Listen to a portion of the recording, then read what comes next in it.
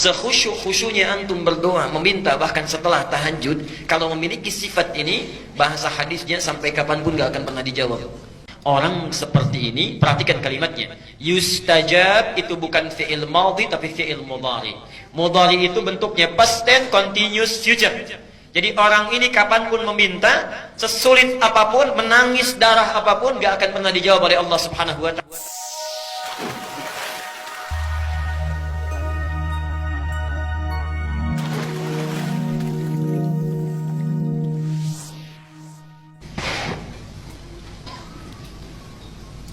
Ini dalilnya. Jadi bisa kita temukan di berbagai tempat. Al-Baqarah 186 di Qur'annya. Surat Ghafir ayat 60. Hadis At-Tirmidzi nomor hadis 3556. Ini hebat sekali.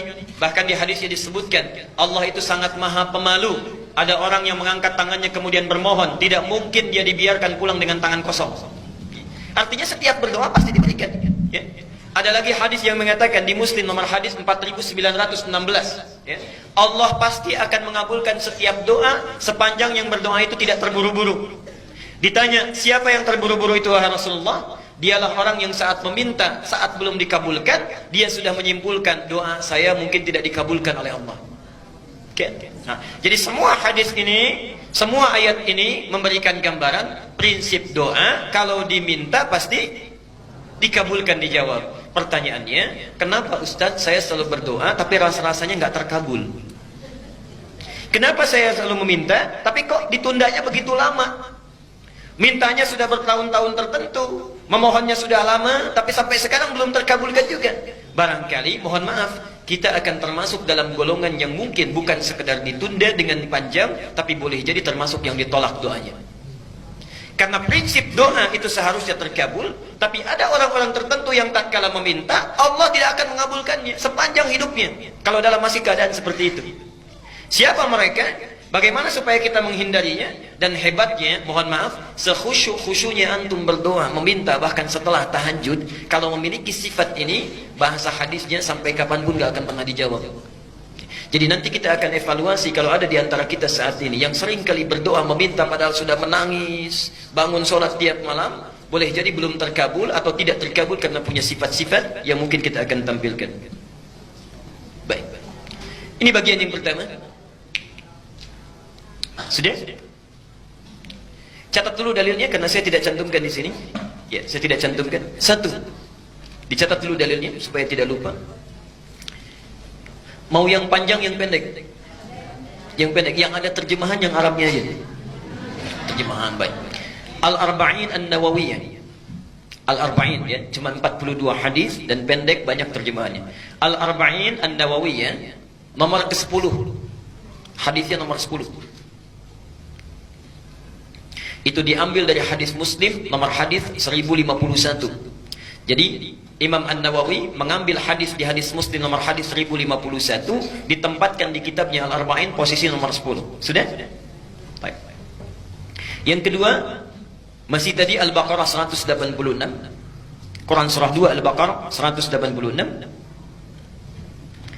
Kemudian Al-Isra surah 17. Al-Isra surah 17 ayat 110. Ayat 110.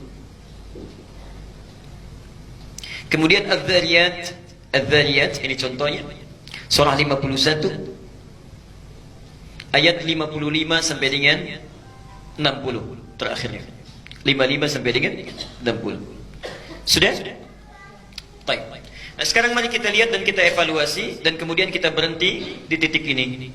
Bapak dan Ibu sekalian, di antara sunnah Nabi setelah kita tahajud, kemudian kita duduk khusyuk beristighfar, lalu memohonkan hajat kita kepada Allah Subhanahu wa ta'ala yang ingin kita mohonkan. Nah, penting diketahui, sebelum kita memohon kepada Allah, ada sunnah Nabi yang lain terkait dengan adab-adab berdoa. Bagaimana supaya berdoa itu mudah sampai kepada Allah, cepat diterimanya, dan langsung dikabulkannya. Bagian yang pertama, ini sunnah Nabi-nya. Hendaklah setiap orang yang berdoa mempersiapkan perangkat dirinya dengan halal dan baik. Saya ulang.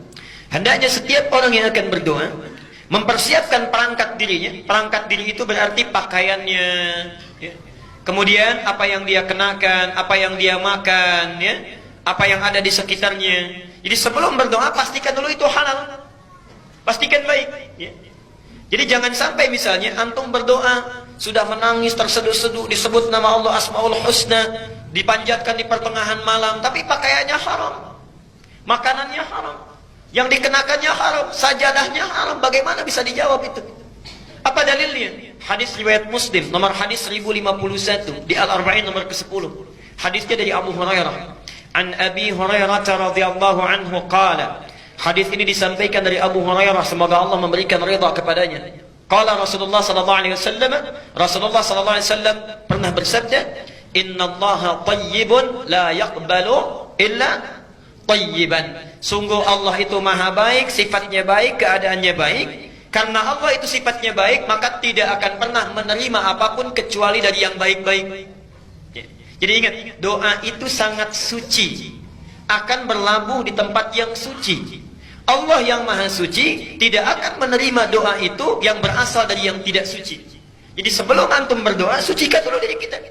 Sucikan perangkat kita, apa yang kita kenakan, apa yang kita gunakan. Kemudian Nabi menyampaikan, wa innallaha amaral mu'minina bima amara bihil mursalin. Dan Allah memerintahkan kepada orang-orang yang beriman dalam hal berdoa seperti perintahnya kepada para rasul yang diutus. Kenapa doa disandingkan dengan iman? Ingin menunjukkan pesan bahwa satu, hanya orang yang punya keimanan yang kuat yang mau khusyuk berdoa kepada Allah. Artinya kalau antum dalam hidup tidak pernah berdoa, ada sesuatu yang salah dalam imannya. Dan yang terakhir, perhatikan, setelah membacakan dua ayat Quran, ada yang menarik. Thumma dzakara rajula. Kemudian mengisahkan tentang kisah seorang laki-laki. Yutilus safar. Dia menempuh perjalanan yang panjang. Di antara syarat diijabah doa dengan cepat, orang yang dalam keadaan safar. Karena itu saya sangat mohon sebesar-besarnya, kalau ada orang yang sedang safar, awas beda ya, antara safar dengan dhahab itu lain. Kalau dhahab itu perjalanan kurang lebih di bawah 82 km itu dhahab. Jadi kalau Bapak Ibu menempuh perjalanan di bawah 82 km, 0 sampai 82, itu dhahab namanya. Dhahaba yadhhabu. Ana al-yawm adhhab ila Jami' al-Azhar. Saya hari ini akan pergi ke Masjid Al-Azhar. Dekat ya? Enggak sampai 80 kilo. Itu dhahab. Tapi kalau lewat dari situ, apalagi panjang sekali, sudah zona waktunya berubah, itu disebut dengan safar. Safar, orangnya disebut dengan musafir. Nah, kalau orang sudah musafir, sudah safar, berlaku beberapa ketentuan hukum. Satu, boleh dia menjamak, bahkan boleh dia qasar. Lihat An-Nisa misalnya di ayat 101, disebutkan di sana, wa idza darabtum fil ardi falaysa 'alaikum junahun an taqsuru minas shalah. Kalau Anda bepergian di muka bumi dengan jarak yang cukup jauh, tidak ada dosa kalau ingin mengqasar salat. Yang kedua, ini yang paling hebat, dan ini yang harus betul-betul kita renungkan dan praktekkan. Dalam keadaan safar itu, Allah akan cepat mendengar dan mengabulkan doa yang dipanjatkan. Jadi kalau Bapak Ibu sedang safar, daripada banyak membicarakan hal yang tidak perlu, lihat sana sini dikomentari, kadang-kadang menggosipkan orang lain, tinggalkan yang tidak penting. Kenapa tidak diisi dengan zikir dan doa? Barangkali cara Allah saking sayangnya kepada kita, orang lain doanya belum dikabulkan, ibu bapak dibuat safar supaya saat safar itu Allah mengabulkan doa yang belum terkabul itu. Jadi kalau ada yang ingin sedang umrah, berangkat umrah, atau perjalanan dari sini ke Jawa, ke Sumatera dan sebagainya, saat di pesawat, di kereta, di bis, ayo perbanyak doa. Barangkali itulah cara Allah untuk mengabulkan doa kita, ya. Subhanallah. Itu bagiannya yang pertama. Nah, orang ini sudah memenuhi syarat yang pertama, doanya mesti terkabul. Yutilus safar. Tidak cukup dengan itu. Asy'atha aghbara. Dan subhanallah, saking capeknya, sampai pakaiannya sudah kumal, wajahnya sudah berantakan penuh dengan debu. Jadi orang ini datang jauh-jauh untuk berdoa mendekat kepada Allah. Satu perjalanan yang dikabulkan, safarnya, doanya cepat dikabulkan oleh Allah, adalah perjalanan yang diniatkan karena Allah subhanahu wa ta'ala. Tapi ada satu perjalanan hebat yang bukan safar, ya, walaupun dekat, tapi kalau kita berdoa, saat itu dikabulkan doanya oleh Allah subhanahu wa ta'ala. Itulah perjalanan orang yang menuntut ilmu. Jadi saat Bapak Ibu berangkat dari rumahnya sampai ke majelis ilmu, sampai kembali lagi, itu subhanallah, malaikat sedang menanti kita mau minta apa itu sama Allah. Saat kita meminta, malaikat mengaminkannya. Hadisnya sahih di 3 hadis utama. Hadis Muslim nomor hadis 1389.